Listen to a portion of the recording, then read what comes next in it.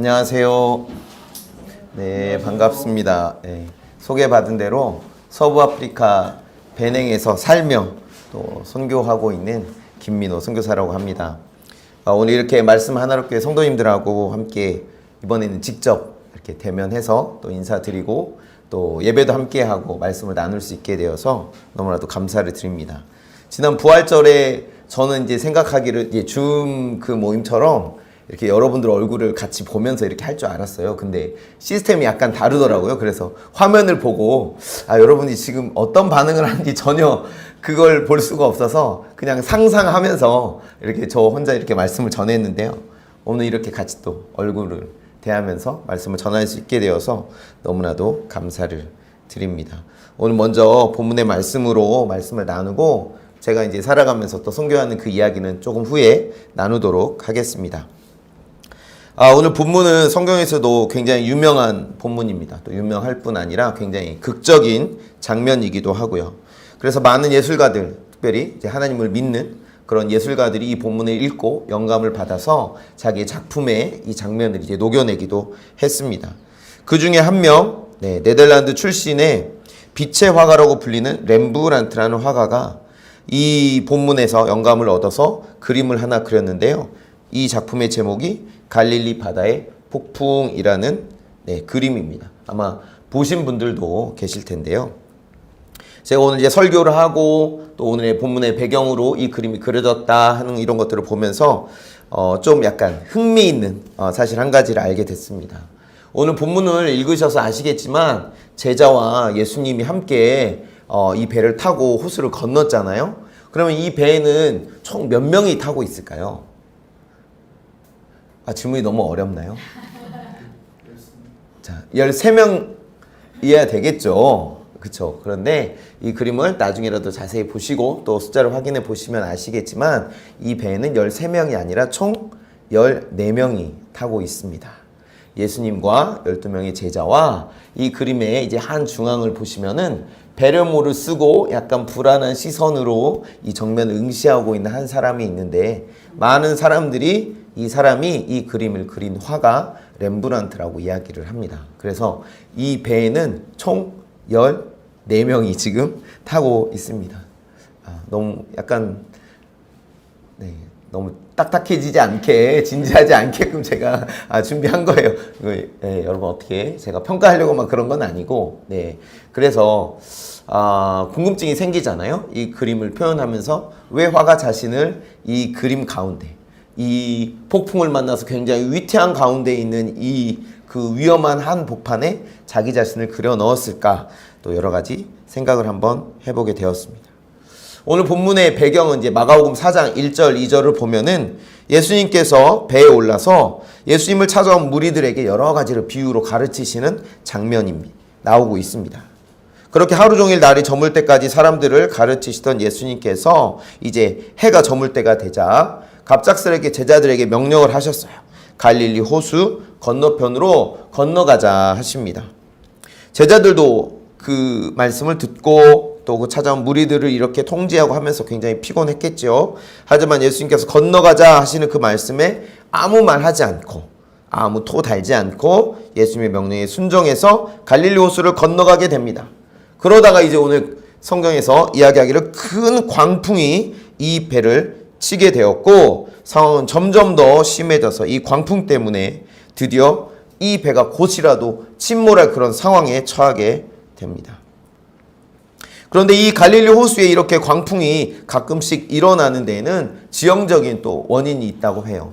갈릴리 호수의 북쪽에 헤르몬산 또는 헐몬산이라는 굉장히 높은 우리나라의 백두산 높이 정도 되는 큰 산이 있는데 그 산 정상은 항상 만년설로 덮여 있을 정도로 굉장히 춥습니다. 그래서 거기 주변의 공기 굉장히 차가워진 공기가 그 헤르몬산에서 갈릴리 호수까지 이 계곡이 있어요. 마치 바람 통로같이 생긴 그 계곡을 타고 빠른 속도로 내려오게 됩니다. 그런데 이 갈릴리 호수 상공에 있는 공기는 또 이 저녁 무렵이면 이 따뜻한 공기가 되는 거예요. 그래서 그 먼 곳에서 굉장히 빠른 속도로 내려온 차가운 공기와 갈릴리 호수에 머물러 있던 따뜻한 공기가 만나면 대기가 불안정해지면서 이렇게 가끔씩 감당할 수 없는 큰 광풍이 일어나곤 했다고 합니다.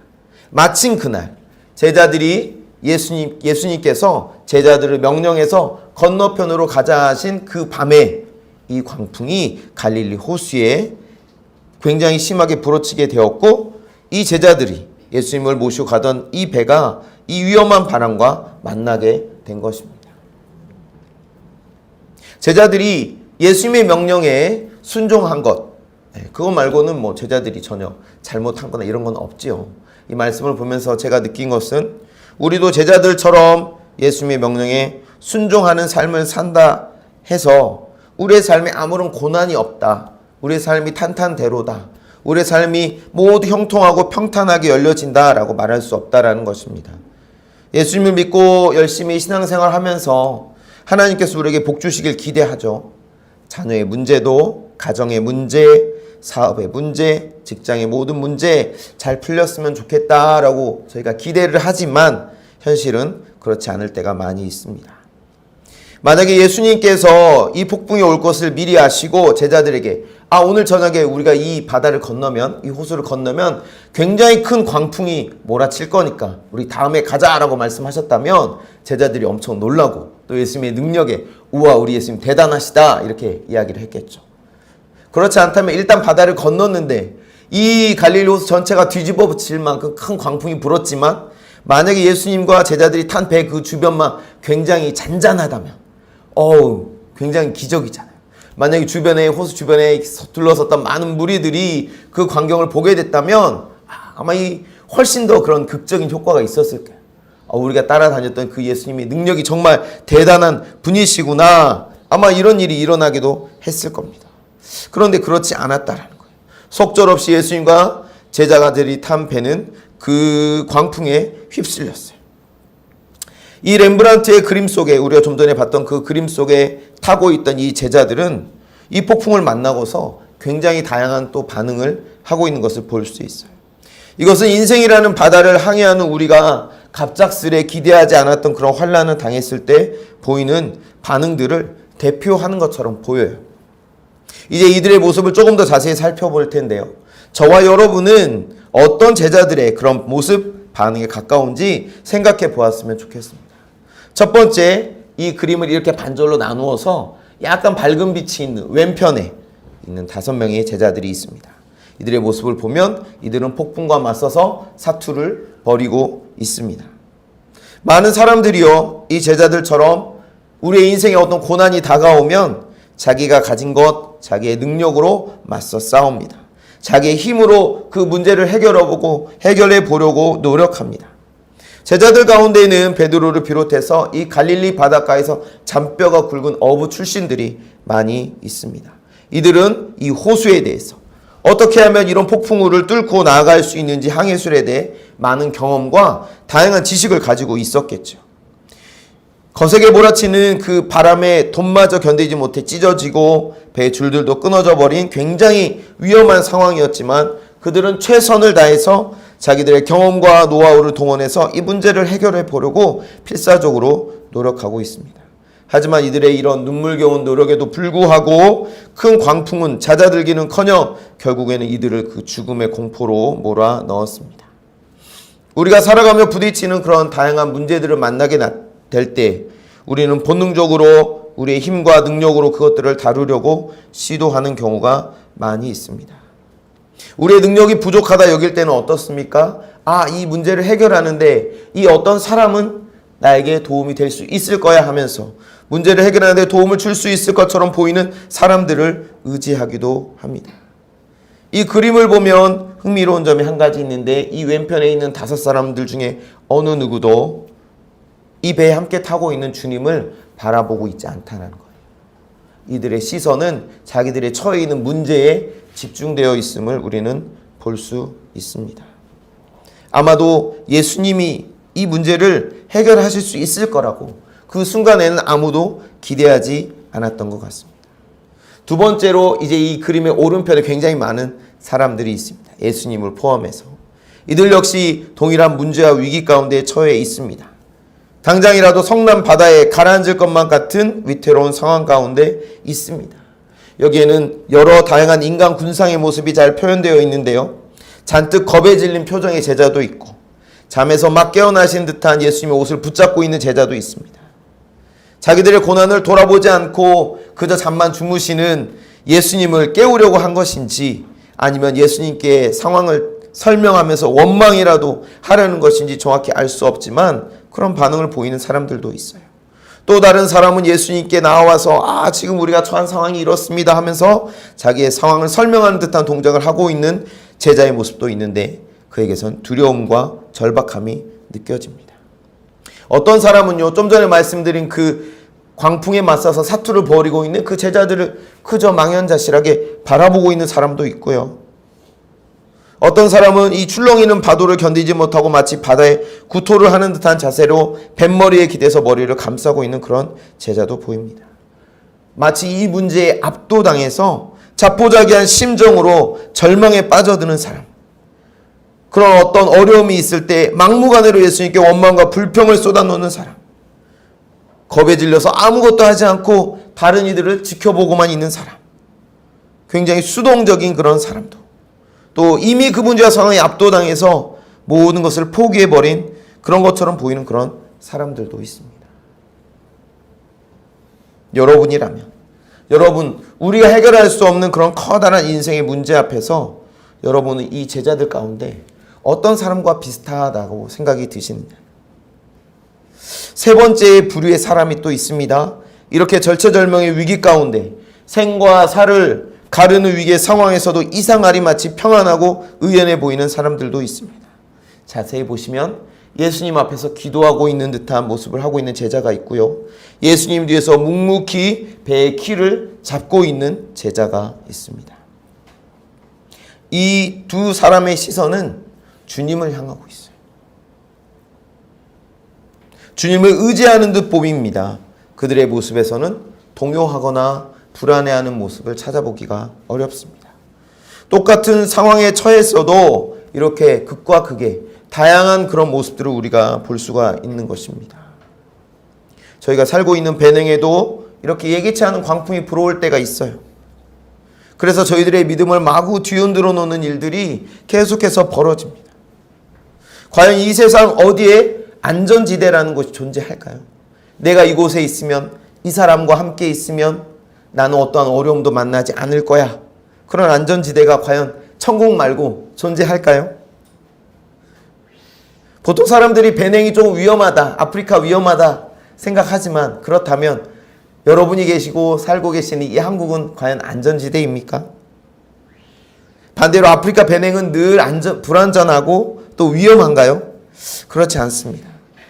이런 제자들의 모습을 보고 있으려니까 상황과 환경이 우리의 평안을 좌지우지하는 절대적인 요소가 아니라는 것을 깨닫게 됩니다. 우리가 어디에 있느냐, 한국이냐, 배낭이냐, 그것이 우리의 안전의 결정적인 요소가 아니라는 것입니다.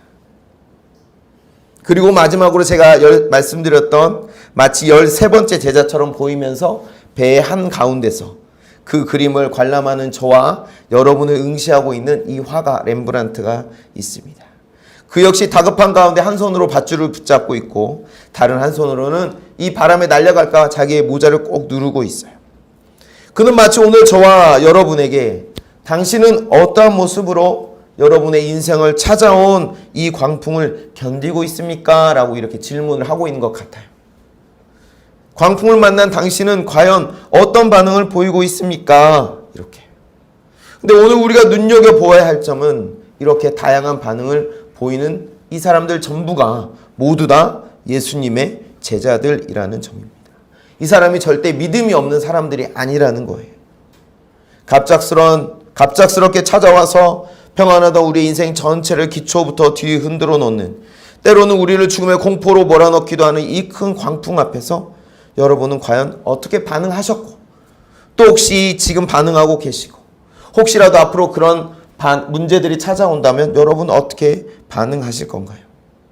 이렇게 다양한 제자들의 모습 가운데에서 이 사람은 마치 나의 모습이다 라고 생각되어지는 그런 사람이 있습니까? 다른 제자들과 달리 두려움 없이 풍랑 속에서도 잠잠할 수 있었던 사람들의 공통점을 찾아보고자 하는데요. 그것은 바로 그들의 시선입니다. 시선. 그들은 미친 듯이 불어오는 바람과 거대한 파도를 바라보지 않고 주님을 바라보고 있습니다. 그들에게서 느껴지는 것은 주님을 향한 굳건한 신뢰입니다. 그 어떠한 것도, 어떠한 문제도, 어떠한 광풍도 주님을 향한 그들의 기대와 이 신뢰를 흔들지 못할 것처럼 보입니다. 만에 하나 그들이 생명을 잃는다 해도 말입니다. 그렇다면 저와 여러분 성도들에게 있어서 주님을 향한 시선, 주님을 바라봄이 왜 중요할까요? 왜냐하면 우리가 구원받은 하나님의 자녀임은 분명한 사실이지만 여전히 우리 안에 그러한 연약함이 있기 때문입니다. 사람들은요, 저와 여러분은 우리가 바라보는 대상에 의해 영향을 받게 됩니다. 우리를 위협하는 사건이나 상황에서 빠져나오기 위해 해결책을 모색하기 위해 그 문제에 집중할수록 우리가 거기에서부터 빠져나올 수 있는 것이 아니라 우리 역설적이게도 더 거기에 사로잡히게 됩니다. 그럴 때 우리가 해야 하는 것은 우리가 그 문제와 상황에 집중하는 것이 아니라 과감하게 그 문제로부터 우리의 시선을 돌려서 이 아까 두 명의 제자들처럼 우리의 시선을 주님께 고정하는 일이 필요합니다. 우리의 힘으로 도저히 해결할 수 없는 문제임에도 불구하고 거기에 사로잡혀 있는 것은 결코 지혜롭지 못한 모습입니다.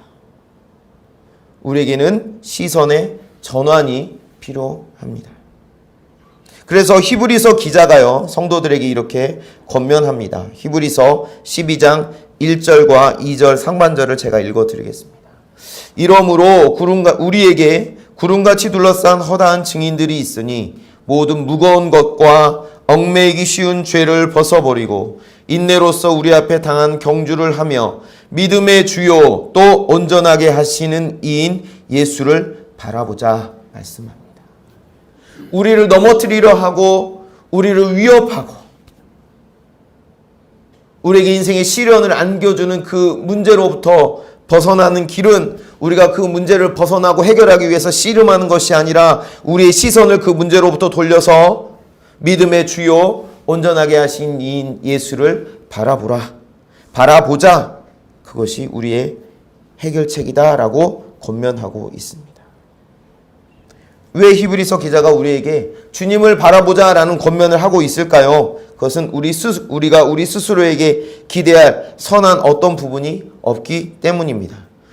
우리가 문제나 우리 자신을 바라볼수록 더 깊은 수렁에 빠지게 된다는 것을 이미 알고 있었기 때문입니다. 우리가 그러한 어려움 속에서 주님을 바라보기 위해서는 우리에게 그러한 믿음이 필요한 것입니다.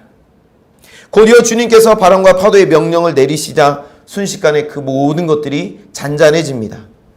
주님의 말씀 한마디면 모든 상황이 깔끔하게 정리가 됩니다. 우리는 주님에게 그러한 능력과 권위가 있음을 믿습니다. 하지만 문제는 시기입니다. 우리는 늘 지금 당장 가능한 최대한 빨리 모든 문제가 해결되길 원하죠. 그 문제 가운데서 고통당하는 것을 원하지 않습니다. 하지만 주님에게는 주님의 때가 있습니다. 주님이 하루 종일 무리를 가르치시느라 육체적으로 피곤한 것도 사실이었습니다. 하지만 그것이 배에서 폭풍우가 온 줄도 모르고 깊은 잠을 주무신 유일한 이유는 아닐 거라 생각이 들었어요. 전능하신 하나님이신 주님께서 그날 밤에 폭풍우가 올 것을 모르고 제자들을 바다 한가운데로 몰아냈다라고 가정하는 것도 사실은 어렵습니다. 그렇다면 주님께서 어떠한 의도를 가지고 제자들을 그 맘에 미친 듯이 불어대는 폭풍 한가운데로 그 배를 인도하셨다고 보는 것이 맞지 않을까요? 그리고 그러한 주님의 의도는 효과가 있었습니다. 왜냐고요? 제자들이 예수님의 기적과 능력을 경험하고 나서 이구동성으로 한 말이 무엇입니까? 그가 누구이기에 바람과 바다도 순종하는가 였습니다. 그가 누구이기에. 당시의 제자들은 예수님이 어떤 분이신지 어떤 권위와 능력을 가지신 분인지 잘 몰랐다는 뜻입니다.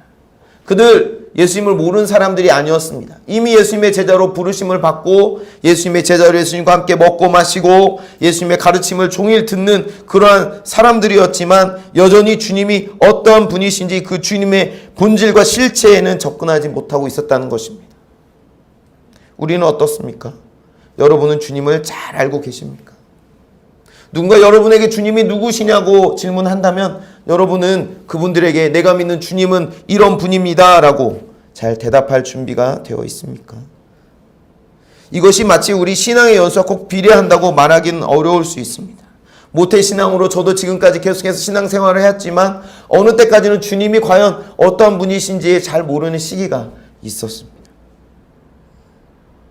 우리는 말씀을 통해서 주님이 어떠한 분이신지 배울 수 있습니다. 이것도 굉장히 중요합니다. 하지만 이런 놀라운 폭풍우를 통과하는 경험을 통과할 때 우리는 주님을 더 잘 알게 됩니다. 이것은 체험적인 지식을 이야기합니다. 도저히 이해하기 어려운 문제 앞에서 때로는 주님이 우리의 부르짖음에 응답하시지 않는 것처럼 보이는 순간들이 계속되는 상황에서도 여러분은 이 배에 탄 2명의 제자들처럼 끝까지 주님만 바라보실 수 있을까요? 만약에 그날 밤에 제자들이 그저 아무런 일 없이 잔잔한 바다를 항해해서 건넜다고 한다면 그들은 예수님에 대해서 알 수 있는 좋은 기회를 잃어버리게 되었을 것입니다. 이것이 저와 여러분에게 의미하는 바가 무엇일까요? 저는 이렇게 한번 정리를 해보았습니다.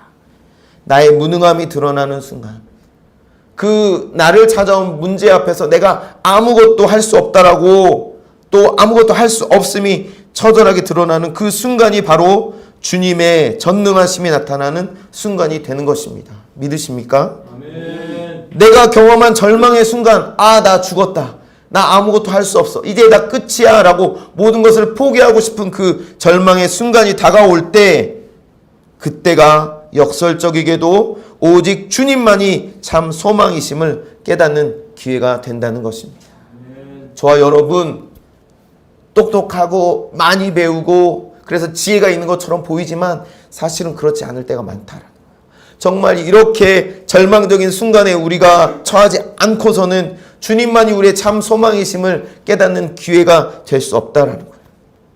주님만이 우리의 전부이십니다. 주님만이 우리의 참 소망이십니다. 우리가 배웠고 들었고 그렇게 믿고 있는 것처럼 보이지만 빠져나갈 구멍이 있고요. 이렇게 하면 뭔가 피할 것 같은 길이 보일 때 주님이 전적으로 우리의 참 소망이심을 고백하고 깨닫지 못할 때가 많다라는 거예요. 이 광풍이 살짝 위협하고 끝났다면 아마 제자들은 그 예수님이 어떤 분이신지 정확하게 이해하지 못하고 넘어갔을 수도 있을 것 같아요. 이 말씀을 통해서 정말로 주님이 우리에게 원하시는 것은 우리가 주님에 대해서 더욱 알아가기를 원하신다라는 거예요. 그래서 때로는 우리의 인생의 기반을 송두리째 흔드는 그런 정말 충격요법 사용하시기도 합니다. 극한의 공포와 절망의 순간을 경험하기도 하시지만 그래서 정말로 이제 우리가 의지하던 모든 것이 끊어지고 무의미하게 여겨질 때 그래서 주님 우리가 고통당하는 것을 보지 않으십니까? 라고 주님을 흔들어 깨우고 주님을 의지할 때 주님이 비로소 우리의 삶 가운데 더욱 역사하시기 시작하십니다. 우리가 주님을 믿는 것이 정말 큰 복입니다. 그렇지 않습니까? 네.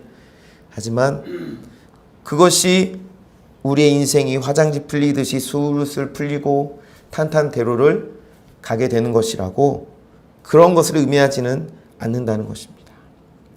사랑하는 말씀 하나로교회 성도 여러분 가운데는 정말로 이 제자들이 경험했던 것 같은 그런 아찔하고 정말 죽을 듯이 힘들었던 그런 숱한 고난의 순간이 있었고 이미 그 고난의 순간을 믿음으로 잘 극복하신 분도 계실 겁니다. 어쩌면 지금 이 순간 이 제자들처럼 그 폭풍 한가운데를 지나가고 계시는 분들이 계실지도 모르겠습니다. 아직은 어쩌면 이런 죽을 듯 힘든 그런 위기의 순간을 경험해 보지 못한 분들이 계실지도 모르겠습니다. 하지만 정말 중요한 것은 주님께서 어떠한 상황과 환경에서도 늘 우리와 함께 하신다는 것입니다. 제자들이 보듯이 예수님이 아무런 관심 없이 그저 피곤해 쩔어가지고 잠만 주무시고 계시는 것처럼 보일지 모릅니다. 우리의 시선에. 그러나 그 순간에 주님 혼자 바다 위 걸으실 수 있는 분이잖아요. 혼자 위기 탈출하실 수 있잖아요. 그런데 주님 그 자리에 머물러서 우리와 함께 하신다는 것, 그것이 굉장히 중요합니다. 우리가 전적으로 주님을 인정하고 주님 개입하셔서 주님의 뜻을 이루시도록 요청드린다면 주님 우리의 모든 문제들 가운데서 그분의 영광을 드러내실 것입니다.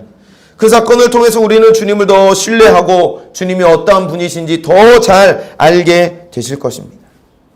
예수님을 알아갈수록이요, 우리가 예수님을 경험하게 될수록 우리의 인생은 어쩌면 평탄한 길이 아니라 조금은 굴곡진 길이 갈 수도 있을 것 같아요. 어쩌면 이전보다 더 모험으로 가득한 인생을 살아야 될 수도 있을 것 같아요. 그러나 그 가운데에서 주님께서 우리에게 예비하신 것, 주님의 능력과 역사를 더욱 경험하도록 그러한 인생으로 우리를 이끌어 가실 줄 믿습니다. 그러므로 예수님을 믿는 우리에게는 이러한 과정이 필요하다 생각이 듭니다. 이사야 41장 1절과 2절의 말씀을 제가 읽도록 하겠습니다. 1절입니다. 야곱아, 너를 창조하신 여호와께서 지금 말씀하시느니라. 이스라엘아, 너를 지으신 이가 말씀하시느니라. 너는 두려워하지 말라. 내가 너를 구속하였고 내가 너를 지명하여 불렀나니 너는 내 것이라. 2절입니다. 내가 물 가운데로 지날 때에 내가 너와 함께 할 것이라. 강을 건널 때에 물이 너를 침몰하지 못할 것이며 내가 불 가운데로 지날 때 타지도 아니할 것이요 불꽃이 너를 사르지도 못하리니. 아멘.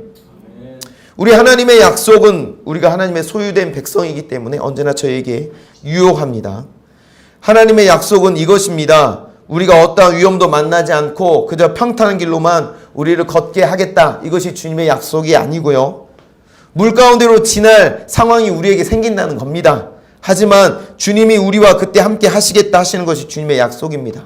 우리가 위험천만한 강을 건너지 않았으면 좋겠다라고 기대하지만 우리의 인생 가운데 우리가 강을 건너야 할 때도 있다라는 것입니다. 하지만 그 강을 건널 때에도 침몰하지 않도록 보호하시겠다라는 것이 우리 주님의 약속입니다. 불 가운데로 지나는 것 상상도 하기 싫지만 그러한 상황이 올 수도 있다라는 겁니다. 하지만 타지도 않도록 우리를 친히 감싸 안으시고 우리를 지키시겠다 하는 것이 바로 우리 주님의 약속이심을 믿으시기 바랍니다. 아멘. 강을 건널 때 왜 침몰할 두려움이 없을까요? 불 가운데로 지날 때 그 열기가 우리에게 전해지지 않겠습니까? 그렇지 않지요. 이 불꽃을 통과해야만 하는 순간에 왜 주저함이 없고 망설임이 없겠습니까? 그러나 주님께서 우리와 함께 하시겠다, 우리를 친히 보호하시겠다 하시는 그 약속의 말씀, 그 하나님의 약속을 신뢰하고 주님을 바라본다면 설사 어떠한 고통이 있더라도 어려움이 있더라도 결국은 그 모든 어려움의 과정들을 통과하게 될 줄로 믿습니다. 아멘이십니까? 네. 우리가 아는 주님은 우리를 어떤 순간에도 버리지 아니하시고 보호하시고 그 사건들을 통해서 우리 주님이 어떠한 분이신지 더 알려주시는 그러한 하나님이심을, 그러한 주님이심을 믿으시기 바랍니다. 아멘. 네. 이제 PPT를 통해서 배냉은 얼마 전에 소개를 드려서 배냉에 대한 소개는 살짝 줄이고, 혹시 이 영화 보셨나요? 가디언즈 오브, 원 제목은 배냉이 아니고 갤럭시죠. 저희 가족을 넣어 보았습니다. 그냥 한번 보고 웃으시라고. 배냉을 보호하는 가디언즈가 아까 목사님 설명하신 대로 저희 코닝 가족이 아닐까 생각이 되어져서 한번 만들어 보았습니다. 얼굴 사이사이에 저희를 넣고 하나님께서 이 배냉 가운데 우리를 부르셔서 배냉을 떠나지 않고 배냉을 지키는 그러한 역할들을 잘 감당하도록 우리를 부르셨다. 그런 우리의 사명을 다시 한번 생각해 보았습니다. 넘겨주세요. 이게 배냉 이제 모양인 건 다 아시죠? 저희가 배냉 열쇠고리도 몇 개 좀 가져왔어요. 그래서 배냉 열쇠고리, 요새는 뭐 열쇠고리 많이 가지고 다니지 않으실 수도 있는데 보면서 기억해 주시고, 가운데 있는 색깔이 이제 배냉의 국기입니다. 그래서 지난번 말씀드린 것처럼 한 번 더 클릭해 주세요. 이 배냉 땅이 바로 열쇠 모양으로 배냉 주변에 있는 복음에 대해 닫혀져 있는 문들을 여는 그러한 사명을 잘 감당하는 그런 베냉의 교회와 성도들과 저희 또 선교사 가정이 될 수 있도록 기도해 주시면 좋겠어요. 다 잊어버리셨어도 이건 안 잊어버리셨죠. 예. 그래서 가디언즈 오브 베냉 그 아래 열쇠의 땅이다 이렇게 했습니다. 이 베냉이 그러한 하나님의 사명, 열쇠의 사명을 잘 감당하는 땅이 되도록 지금까지 기도해 주셔서 감사드리고 앞으로도 계속 기도해 주시기를 부탁드립니다. 네. 넘겨주세요. 뭐 저희 사역은 지난번에도 소개를 한 것 같습니다. 근데 그때와 이제 약간 달라진 상황이 있어요. 뭐 사진은 그냥 이렇게 천천히 그냥 좀 넘겨주시고, 네.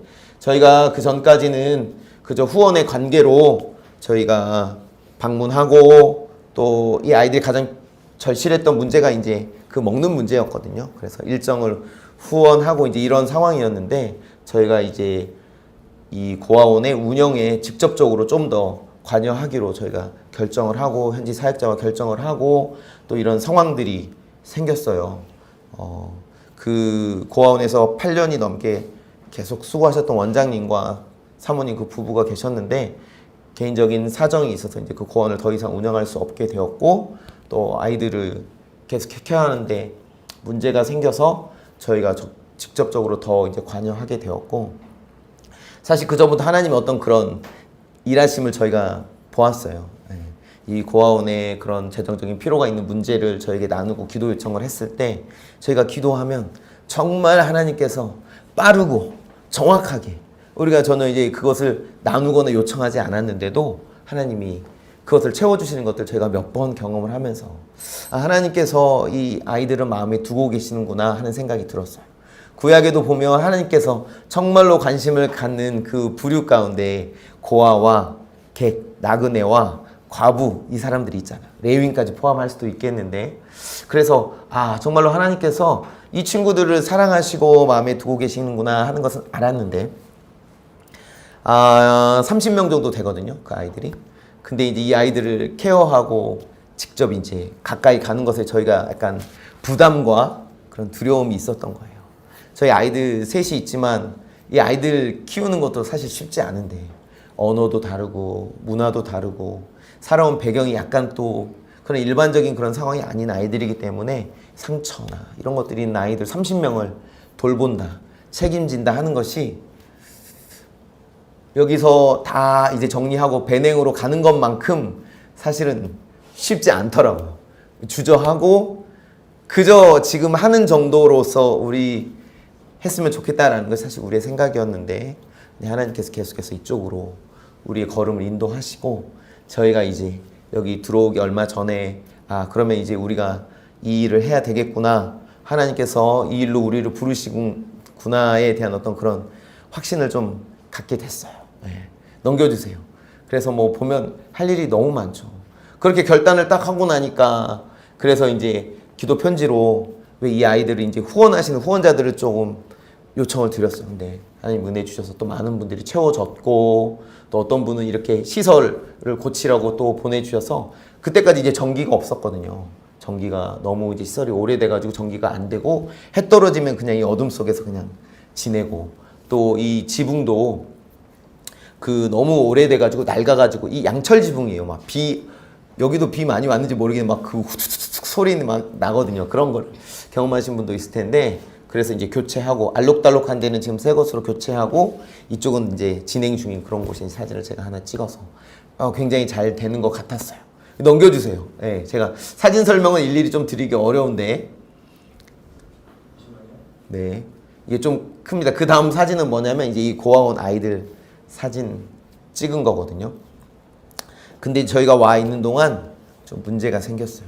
문제가 생겨서 어쩌면 이 고아원 아이들과 이제 계속 할 수 없을지도 모를 것 같은 상황이 됐어요. 왜냐면 이 고아원에 새로 이제 이사회가 결성이 되고 저희는 처음에 이제 이분들하고 새롭게 이제 시작할 것을 회의를 통해서 으쌰으쌰 하는 마음으로 왜냐면 실제적인 일은 저희 부부하고 또 한 명 저희 그 현지인 친구가 거의 실제적인 일을 감당하고 이 이사회는 이제 권한을 가지고 있는데 실제적으로 이제 별로 일을 하지 않은 분들이었어요. 그래서 어떠한 생각으로 그런 걸 했는지는 모르겠지만 아무튼 고아원의 아이들을 처음에는 좀 큰 남자아이들 9명을 먼저 밥을 주지 않는 방법으로 쫓아내고, 얼마 전에 또 통화를 했을 때는 30명이었던 아이가 이제 9명밖에 남지 않고 다 아이들을 내보내서 돌려보냈다, 이제 이렇게 얘기를 들었어요.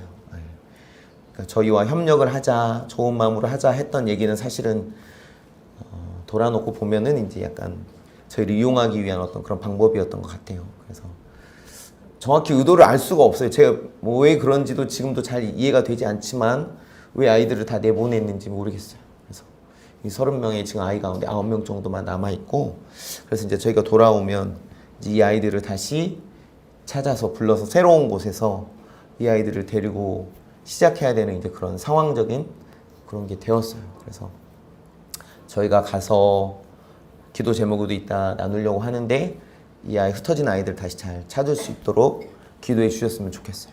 그리고 함께 할 수 있는, 또 하나님이 또 새로운 길을 열어 가시는 것도 같아요. 그래서 여기에서 다 정확하게 아직은 정리가 안 돼서 말씀을 드리지 못하지만, 아무튼 저희가 이 아이들과 함께 해야겠다라고 하면서 이 갈릴리 바다에 큰 광풍이 분 것처럼 사실은 어려움이 생겼어요.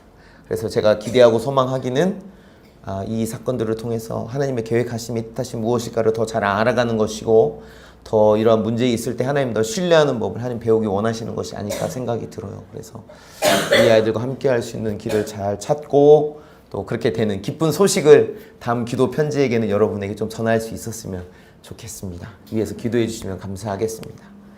네, 그리고 이제 아내가 음악을 전공하고 계속해서 음악 관련된 사역을 하고 있어요. 대학에서 가르치는 사역, 또 저희가 들어오기 전에 이제 학기를 마무리하고, 네, 그렇게 또 들어왔습니다. 이제 마지막 시험을 보고 사진 찍었고, 이제 바이올린 팀 지도하고, 또 이렇게 예배 시간에 특별 순서를 갖기도 합니다.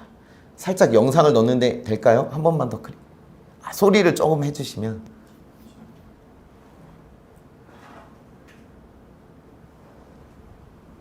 상상을 한번 하시면서 들으셔도 좀 과연 어떠한 소리가 날까?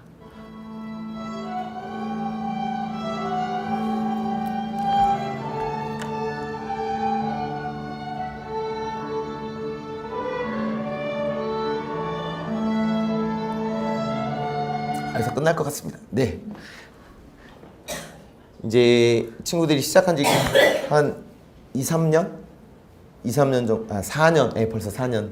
코로나 때부터 시작을 해서 4년이 됐어요. 일주일에 한 번씩 아내가 가서 지도를 하는데, 사실은 이제 어렸을 때부터 배운 친구들이 아니고 다 성장을 하고, 이 중에는 이제 아이가 막 이런 아주머니도 계시고, 또 최근에 합류한 약간 젊은 친구들이 있어서 좀 활기가 더해지긴 했는데, 이렇게 소리를 내고 하는 것이 사실은 저는 진짜 기적이라고 생각을 합니다. 하나님의 일하심이라고. 아무도 악보볼 줄 모르고, 이 바이올린도 그 태어나서 처음 이렇게 접해본 분들이 이 4년 동안 이 정도 소리를 내기 위해서는 정말 상상 이상의 그런 노력과 또 그런 열정이 필요하거든요. 그런데 이제 이렇게 시간이 지나고 또 열심히 하기 때문에 또 뭔가 되어지는 모습을 봤어요. 그래서 이분들이 그런 기회가 없어서 사실 그런 것들을 못하는 것이지, 원래부터 재능이 없지는 않구나, 이런 것들을 생각이 되었고, 계속해서 이제 이분들과 함께 또 하려고 합니다. 네, 또 저희 아이들과 같은 그런 MK들이 사실 흩어져 있어서 이런 음악을 배우고 싶은데 기회를 갖지 못하는 친구들이 많아요. 그런데 코로나가 저희에게는 어려운 시간이기도 했지만, 코로나를 지나면서 온라인에 대한 어떤 그런 것들이 열리면서 이런 음악 교육도 선생님과 우리 MK 친구들 연결하면 가능하지 않을까 하는 걸로 시작을 했는데, 물론 대면으로 직접 만나서 하는 것이 가장 효과적이지만 되더라고요. 그렇게 해서 아이들 선생님과 계속해서 연결하는 것들을 지금 3번, 4번째 계속해서 시작을 하고 있고, 이 아이들이 온라인으로 또 역시 이런 음악회를 갖기도 했습니다. 네, 넘겨주세요. 네. 그래서 이제 이런 MK들 뿐만 아니라 현지 아이들 이런 음악 교육을 통해서 어린이 오케스트라와 또 그 아이들이 계속해서 배울 수 있는, 학업을 계속할 수 있는 음악학교까지 좀 세웠으면 좋겠다 하는 것이 저희의 하는 목표 가운데 하나고, 또 이 일이 시작될 수 있도록, 계속될 수 있도록 또 기도해 주시면 감사하겠습니다. 네, 글씨가 좀 작은데, 장학사역도 아이들을 이제 중고등학교 가면서부터는 등록금이 생기고 교과서와 뭐 여러 가지 준비할 것들이 있거든요. 그래서 1년을 공부하는데 한 10만 원이면 조금 부족하지만 채워서 이렇게 할 수 있겠더라고요. 그래서 저희가 21, 22학년도, 22, 23학년도, 올해가 이제 23, 24학년도인데 계속해서 저희가 관계하는 목사님들에게 교회에서 조금 형편이 어려운 친구들을 소개를 받아서 그 친구들을 후원하는 그런 일들을 하고 있습니다. 그래서 올해도 중단되거나 축소되지 않고 더 많은 친구들에게 최소한의 기회인 거예요. 사실은 이게 막 이 학교를 다니고 한다고 해서 무슨 길이 확 열리고 하는 것은 아니지만 최소한의 그 배움의 기회는 잃어버리지 않고 계속해서 할 수 있는 그런 기회를 저희가 제공하는 그런 역할들을 감당하는 일을 계속해서 할 수 있었으면 좋겠습니다. 네. 넘겨주세요. 네. 또 어린이 전도협회하고 협력하는 그런 사역도 저희가 하고 있고요.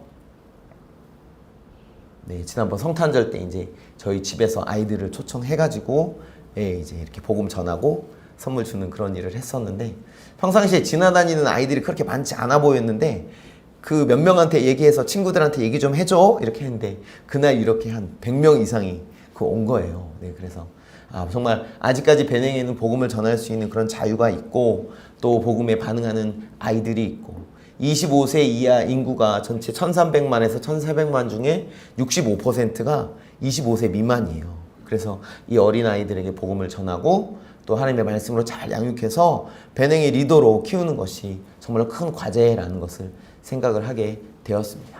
네, 그래서 어린이 전도협회와 계속해서 협력하는 사역도 있고요. 네, 넘겨주세요. 저희 아이들이 이제 2017년도 처음 선교지 갈 때 이제 고만했던 아이들이 이제 시간이 지나서 네, 이렇게 성장을 했습니다. 네. 제가 말씀드리고 싶은 것은 아이들은 계속해서 성장을 하잖아요. 그래서 이 사진을 보면서 저희가 생각한 것은 2017년도에 처음 선교사로 그 아프리카 베냉이라는 땅을 밟았을 때 저희의 선교사로서의 어떤 그런 성숙함이나 하나님을 향한 마음이나 그런 것들이 계속 머무르고 있는지 아니면 혹시 그때보다 못한 것은 아닌지 아니면 이 아이들이 성장하는 것처럼 그런 하나님을 향한 또 그 땅을 향한 그 땅의 사람들을 향한 하나님 주신 마음들이 더 이렇게 성장하고 커져가고 있는지 저희를 좀 돌아보고 반성하는 어떤 그런 계기가 되었습니다. 계속해서 아이들이 성장하는 것처럼 저희도 선교사로서 그때 그 마음과 그 열정 이상으로 그 땅의 사람들을 더 사랑하고 하나님 부르신 사명에 잘 철저하게 순종하는 그런 선교사로 계속해서 성장할 수 있도록 그것이 또 저희의 소원이기도 합니다. 네. 마지막 기도 제목입니다. 아까 주보에도 실려 있었는데요. 베냉에 아직도 주님을 들어보지 못하고 영접하지 않은 많은 사람들이 있습니다. 또 이 사람들 가운데 가장 큰 문제가 또 혼합주의라고도 지난번에 제가 한번 말씀을 드린 것 같습니다. 그래서 이 이단과 또 전통종교의 영향으로 인한 혼합주의가 그 땅 가운데 사라지고 또 고아원 후원자들 아이들이 사랑 안에서 믿음으로 잘 성장하고 또 아까 말씀드렸던 그런 고아원과 얽혀있는 문제들이 하나님 은혜 안에서 잘 해결되고 또 음악사역과 장학사역을 통해서 베냉의 다음 세대가 믿음으로 일어서고 저희가 이번에 이제 아까 말씀드린 것처럼 전체 수련회를 위해서 사실 이번에 들어왔는데 이번 수련회를 통해서 저희가 하나님께 받은 그 은혜들 또 우리 다하라 형제도 네, 수련회를 했습니다. 하나님 더 뜨겁게 만나고 그들의 진로를 하나님 은혜에서 잘 찾아갈 수 있도록 위해서 기도해 주시면 감사하겠습니다. 네, 제가 기도하고 그러면 저에게 주어진 시간을 마무리하면 좋겠습니다. 사랑의 하나님 감사합니다. 부족한 자를 통해서 이 시간 하나님의 말씀을 나누게 하시고 하나님 우리 인생 가운데 우리가 전혀 기대하지 않았던 우리를 집어삼킬 듯한 큰 광풍 인생의 어려움 고난이 찾아왔을 때에 하나님 그 사건들을 통해서 우리가 더 주님을 알아가게 하시고 하나님 그 시간들 가운데 더 주님께 우리의 시선을 고정하고 하나님 오래 참음으로 하나님의 역사하심의 때를 기다릴 수 있는 우리 모두가 되도록 하나님 역사해 주시기를 간절히 소원합니다. 혹시 지금 그러한 어려움의 순간과 고난의 순간을 지나고 있는 분이 계시다면 하나님 붙들어 주셔서 그 시간 가운데 흔들리는 것이 아닌 더욱 견고해지고 하나님 그 성난 파도 위를 걸어갈 수 있는 하나님 귀한 믿음으로 우리 모두를 세워주시기를 간절히 소원합니다. 하나님 우리를 배낭으로 불러주셨고 하나님 귀한 교회를 하나님 이 배낭의 선교를 위한 동역자로 세워주시고 불러주신 것 감사합니다. 이 땅 가운데 더 많은 사람이 주 예수 그리스도의 이름을 듣고 복음을 듣고 하나님의 자녀가 되는 은혜를 누리도록 하나님 우리를 사용하여 주시옵소서. 이 모든 말씀 우리를 구원하신 예수님 이름으로 감사하며 기도하옵나이다. 아멘.